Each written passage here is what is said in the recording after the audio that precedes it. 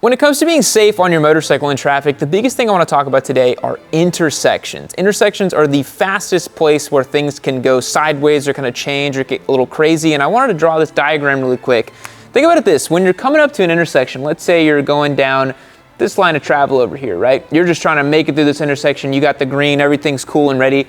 Basically, every intersection you approach, you should be thinking about how everybody's out to kill you pretty much. There's this guy in this lane who's trying to turn left in front of you. There's this guy who's probably going to run the red light. Oh, and there's also this guy who's going to try to make this right turn at the last minute too. And then there's also this guy over here who's going to try to turn right in front of you as you're going through here. Intersections are the deadliest places in modern day traffic. And the most you can do here is try to slow your approach when you're going to intersections. Try to chill out, really see your whole surroundings, try to see if no one's next to you, try to make sure that no one's cutting in front of you, gonna run a red light, gonna turn left on you, turn right on you, whatever it is, because motorcyclists are not really that well seen at intersections. So you gotta stay vigilant in intersections. But in today's video, I'm gonna give you 6 more tips on how to stay safe in traffic.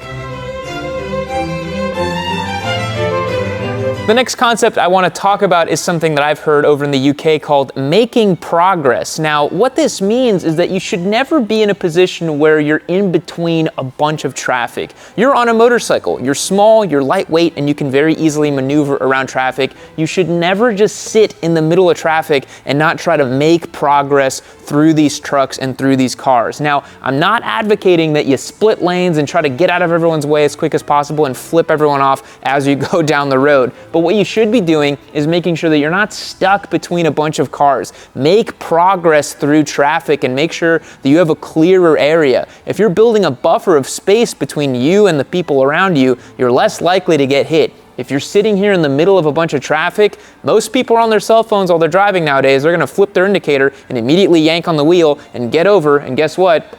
You're right there. You're this sweet little lima bean that's hanging out in traffic over here in front of all these scary trucks. So make progress through traffic and don't become a statistic. Next point I want to make is about filtering. Now, there's a lot of controversy around this subject. It is legal to do so in California and a couple other states in America, and you can also split between traffic in those states as well. What I want to talk about is filtering specifically at red lights, and this is something I do here in Texas, even though it is technically illegal to do this here. I don't really care because it's putting me in a much safer position. Let me explain what I mean by this. So, when you have a stopped traffic situation, let's say this is your red light over here, everybody's kind of waiting to go, you got a bunch of cars and stuff. Here in America, as you guys may have noticed through our vlogs, we have very wide roads. We have lots of space between these cars in the lanes here. So I believe personally that if you're on a motorcycle, you should do everything you can to get ahead of everybody and sit here in between these two cars. Don't cut in front of everybody and get in front of someone, because that's a quick way to make somebody mad over here. But if you go all the way in front of traffic over here, sit in the middle, and then take off gently from this light, which again, you're on a motorcycle, you're gonna be able to very quickly get ahead of everybody. You don't need to rocket off the light. That's gonna be a lot safer for many reasons. Number one, if you're sitting here in traffic, you have lots of cars around you. And what I say in the last point, you wanna make sure you don't have a lot of cars around you. So if you're not sitting in traffic, there's no opportunity for anybody to come up and rear end you and the car in front of you. Getting hit from behind on a motorcycle is gonna be a really, really bad time. And if you can set yourself up for success and get ahead of all these cars and not even have the opportunity to be rear-ended, I think it's a fantastic thing. You always wanna be thinking about ways to completely mitigate the risk, right? I've seen a lot of things online where it's like, you should sit at a red light with your foot in gear and make sure that you can very quickly, with your Superman reflexes, get out from someone trying to rear end you and look like a superhero. Guys, you're never even gonna see this car rear ending you. You're not looking at your mirrors all the time. You're not paying attention like that in traffic. It is much safer to simply remove the variable entirely and get ahead of cars that are already stopped. These cars are definitely not going to rear end you unless they're feeling, you know, like enacting some sort of extrajudicial punishment on you for simply filtering in front of traffic. But here in Austin, I do this all the time, and the worst that happens is every once in a while, somebody honks. And for me, I will happily take somebody honking at me if I'm gonna be a lot safer on my motorcycle. The next point for motorcycle safety in traffic is to tap your brake lights on your rear. A lot of guys do this out with their riding. They'll just simply grab downshifts and they forget to alert the drivers behind them that they are in fact slowing down. Motorcycles can slow down a whole lot if you just grab downshifts. And so if you're out there riding and you're just grabbing downshifts, you're really slowing your bike down, but you've not alerted the people behind you that you've slowed your bike down. So just remember, just give your brake a couple taps on the rear. Really make sure that it flashes so that people see it. Otherwise, they might end up rear-ending you, which, as we just said in the previous points and the other points, you don't want cars near you. You don't want them rear-ending you. So if you can just prevent that, that's going to be great. So make sure you tap that rear brake to alert drivers behind you that you are in fact slowing down. And that's going to keep you a lot safer in traffic. The next one is going to be hard to hear for many of you out there at home who are probably now furiously typing that cringe comment that someone wrote that's like, speed never killed anybody, stopping suddenly did. But I really want to point this out, guys. Just don't speed. If you're going to speed, pick a nice open highway that you have a nice long on-ramp to just roll on your motorcycle a little bit, have some fun, shut it down, and enjoy yourself.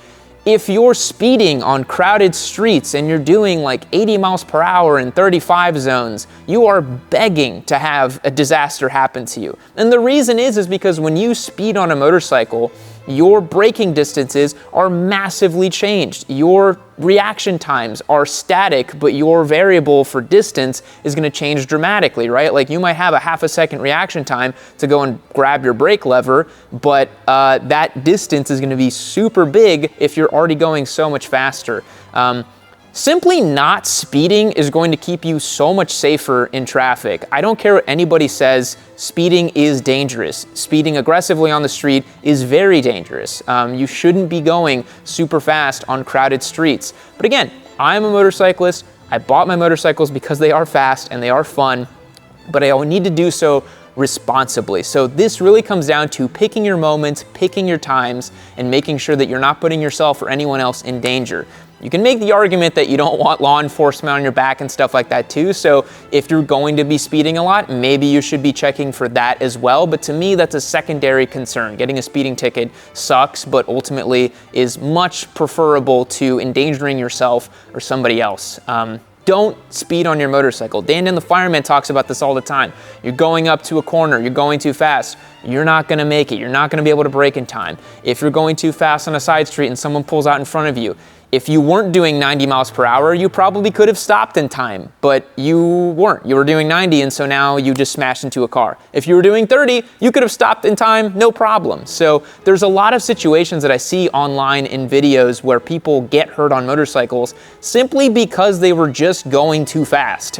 If you want to go fast, go on track. That's the best way to do it. Or like I said, pick a nice open on-ramp, enjoy your motorcycle for a short period of time responsibly, and then ride along with everybody else. There is no goal of going fast on the street. The only goal is to not die. That is the only goal when you're riding on the street, is to simply not die. So, don't speed. Up next on how to stay safe in traffic, as much as I'm reluctant to admit it because I personally don't wear high visibility gear, it's wearing high vis. The other day I was riding around here in Austin and I saw literally on the horizon what looked to be a nuclear green lima bean. And I was like, what is my eyeball looking at? And the closer it got, I realized that it was a guy on a BMW R1250 GS wearing a nuclear green vest. And truth be told, I was shocked at how much I could see this person in broad daylight. And there's something to be said about that. There's a lot of times where people crash into motorcycles and they just say, oh, I didn't see you, they came out of nowhere. Well, if you look like you're about to burn a hole into my retina, it's kind of hard to say you didn't see me, you know? So here's what I advocate if you don't want to wear what that guy was wearing, which was like a Chernobyl spec vest out of like the swamp's depth of like radiation therapy or whatever the hell. You should just wear something that's contrasted, right? You should wear a nicely contrasted jacket that has high visibility strips in it, maybe a helmet that's a different color from your jacket. Create this kind of like, you know, image that someone can see that is contrasted, right? Having a bright colored motorcycle helps too, right? Something like a flashy red Ducati is great. You could also have something like a white bike and black gear with highlighted vests in it or something. Just create contrast and create a visual cue for people when you're out on the road that you are there with them and they need to see you and spot you. So high visibility is definitely a great thing to do for your motorcycle safety.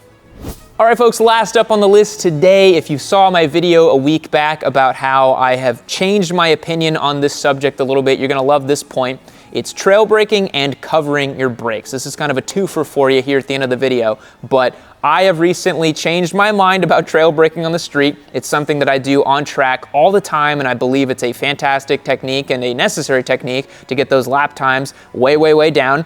But I always said that, oh, it's too aggressive on the street and this and that, but I've changed my mind about this. Trail braking is a fantastic thing to use on the street because you can modulate your speed and direction very, very effectively using those brakes.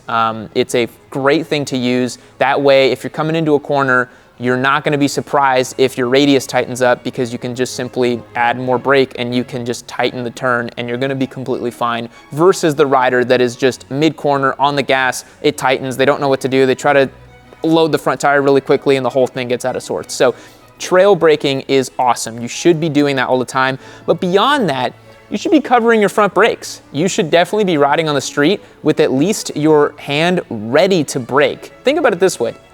If you're able to reduce your reaction time from a second to half a second, think about the distance that you'll be able to save whenever that obstacle is approaching you, right? You're gonna save a massive amount of distance and probably keep yourself a lot safer if you were already ready to activate the brakes. This is something that I've started doing more and more. It's something that I've done for a few years now off and on, but it's something that I'm trying to really commit myself to is when I'm riding on the street, keeping my hand covered over that front brake at all times, 100% of the time. It's just simply safer. I just come from the track day background where I'm wide open and then I kind of preload my lever while I'm wide open to then grab it, but that's not really how you want to ride on the street. But in order to be safer in traffic, I think we can all do a better job of covering our brakes and trailing those brakes as well.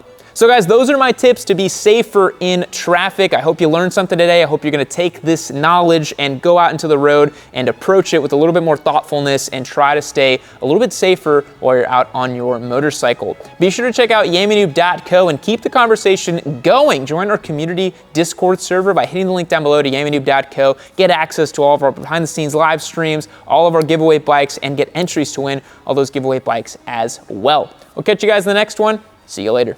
Well, look at you. You've made it to the end of another Yammy Noob video. You should consider yourself pretty lucky because I have curated this one right over here for you to continue watching. It's probably just as good as the one you just saw.